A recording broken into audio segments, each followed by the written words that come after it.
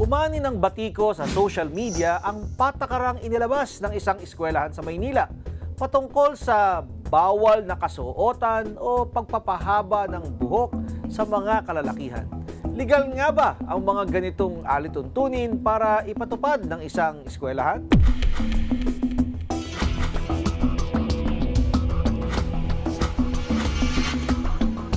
Legal po yan.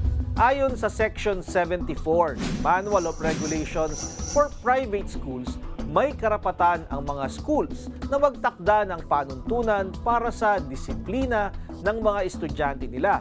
Kasama sa mga panuntunan na ito ang uniform at haircut policy. Kusang loob naman na pumasok ang estudyante sa school at alam naman niya na may uniform at haircut policy, kung kaya't hindi siya ngayon maaaring magreklamo laban dito.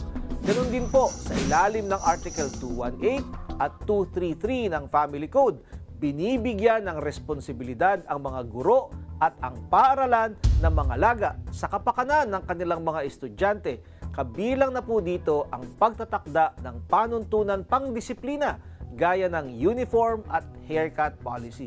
Kaya legal po ang uniform at haircut policy ng mga schools dahil bahagi ito ng panuntunan para sa disiplina at kapakanan ng kanilang mga mag-aaral. Kung kayo po ay may nais ikonsulta sa inyong lingkod, i-follow lang ang Facebook page ng Good Morning Kapatid. Mangyaring i-private message po ninyo sa akin ang inyong mga katanungan. Maraming salamat po.